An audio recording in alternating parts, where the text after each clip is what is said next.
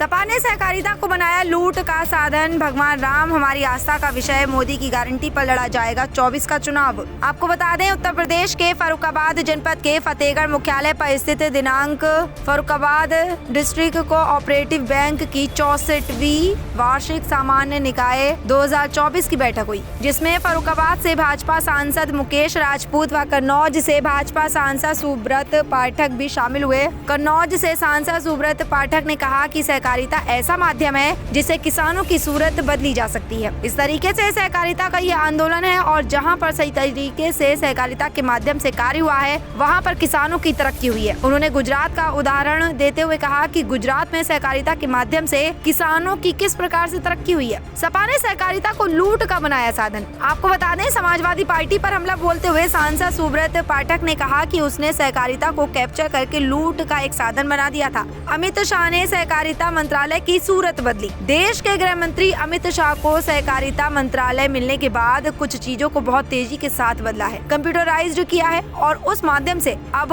आम किसान तक सुविधा पहुंचे और किसानों को सारी सुविधाओं का लाभ मिले, उसको लेकर हम लोग प्रयास कर रहे हैं। दिल्ली में आंदोलन करने वाले किसान नहीं। आपको बता दें कि दिल्ली में चल रहे किसानों के आंदोलन को लेकर कन्नौज से भाजपा सांसद सुब्रत पाठक ने कहा कि वह किसान नहीं है और किस प्रकार से उनका एक नेता बोलता है कि देश के प्रधानमंत्री नरेंद्र मोदी की लोकप्रियता बहुत ज्यादा बढ़ गई है, उसको किस प्रकार से कम किया जाए और किस प्रकार से बदनाम किया जाए। कुछ इस प्रकार के तथा कथित लोग हैं जो अपने को किसान कहते हैं और जिस प्रकार की डिमांड लेकर आ रहे हैं, उनकी डिमांड को कोई पूरा ही नहीं कर सकता है। उन्होंने कहा कि कुल मिलाकर वह मोदी जी की लोकप्रियता को गिराने का कार्य कर रहे हैं। 2024 के चुनाव में मिशन मोदी को लेकर घबराए विपक्ष। आपको बता दें, 2024 के चुनाव में मिशन मोदी को लेकर घबराया हुआ विपक्ष इस तरह के कदम उठा रहा है कि सवाल पर कन्नौज सांसद सुब्रत पाठक ने कहा कि बहुत सारे टूल्स इस साल आए और बहुत सारे टूल्स फ्लॉप हो गए। चुनाव है, विपक्ष कर बहुत सारे टूल्स आएंगे, जनता सब समझ चुकी है। भारतीय जनता पार्टी का आशीर्वाद और जनाधार भगवान राम के आशीर्वाद से है। राम मंदिर निर्माण के नाम पर क्या मोदी मैजिक तीसरी बार चलने जा रहा के सवाल पर कहा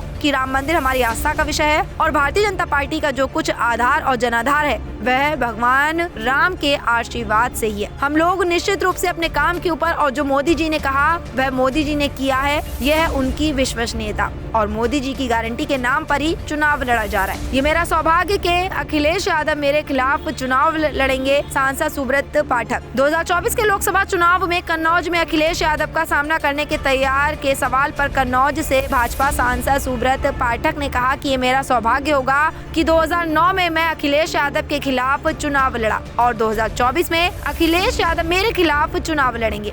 इंडिया गठबंधन में अखिलेश यादव के परिवार को लाभ हो रहा है। आपको बता दें कि इंडिया गठबंधन में क्या फिर है परिवारवाद सफल हो पाएगा के सवाल के जवाब में कहा कि परिवारवाद की आपस में लड़ाई है और अखिलेश यादव के परिवार का लाभ हो रहा है और अन्य लोगों को लाभ नहीं हो रहा है। ये आपस की लड़ाई है, वह चलती रहेगी। 64वां वार्षिक सम्मेलन मना रहे हैं, किसानों को कहाँ तक लाभ पहुँचेगा? देखो, एक सहकारिता एक ऐसा माध्यम है जिससे किसानों की एक जो आर्थिक परिस्थिति बदली जा सकती है।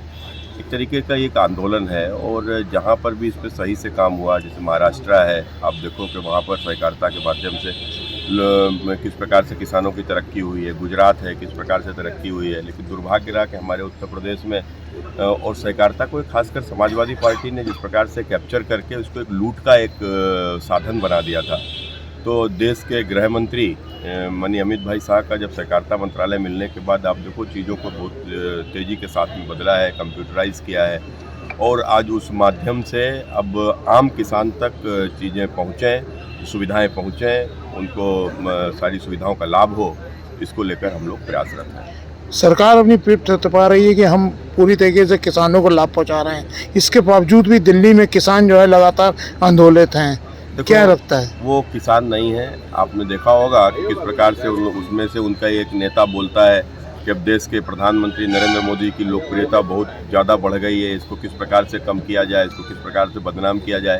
तो ये कुछ इस प्रकार के तथाकथित लोग हैं जो अपने को किसान कहते हैं और इस प्रकार की डिमांड्स जो लेकर आ रहे हैं कि जो शायद उन डिमांड को कोई पूरा कर ही नहीं सकता। तो कुल मिलाकर मैं समझता हूं कि वो तो केवल मोदी जी का लोकप्रियता गिराने का ही व्यवस्था बनाए रखेंगे। क्या 2024 के चुनाव में जो है मिशन मोदी को लेके घबराए हुआ विपक्ष इस तरीके के कदम उठा रहा है? देखो, हमने कहा ना कि देखो बहुत सारे टूल्स इस साल आए, बहुत सारे टूल्स फेल हो गए, फ्लॉप हो गए। अभी तो चुनाव में है, वो का टूल्स और भी होंगे आने को, लेकिन आने दो। देश की जनता सब समझ रही है, सब देख रही है। क्या राम मंदिर के नाम पर एक बार फिर मोदी मैजिक तीसरी बार चलने जा रहा है? देखो, राम मंदिर के नाम पर इसको इसलिए नहीं कहना चाहिए कि राम मंदिर हमारी आस्था का विषय है। भारतीय जनता पार्टी का जो कुछ आधार है, जनाधार है, वो भगवान राम के आशीर्वाद से ही है। तो कुल मिलाकर हम राम के मंदिर के नाम पर नहीं, लेकिन हाँ निश्चित रूप से अपने काम के ऊपर जो मोदी जी ने कहा वो मोदी जी ने किया, और ये उनकी विश्वसनीयता, मोदी की गारंटी के नाम पर ही चुनाव होने जा रहा है। कन्नौज क्या एक बार फिर अखिलेश का सामना करने के लिए तैयार हैं? ये मेरा सौभाग्य होगा। 2009 में अखिलेश यादव मेरे खिलाफ चुनाव लड़े थे। 2009 में मैं अखिलेश यादव के खिलाफ चुनाव लड़ा था। 24 में अखिलेश मेरे खिलाफ चुनाव लड़ेंगे। क्या परिवारवाद सपा का इंडिया गठबंधन में है, फिर से सफल हो पाएगा, नहीं हो पाएगा? नहीं, ये परिवारवाद की आपस में लड़ाई है, और अखिलेश के परिवार का लाभ हो रहा है, अन्य लोगों को नहीं हो रहा है। तो आपस का लड़ाई है, वो चलती रहेगी।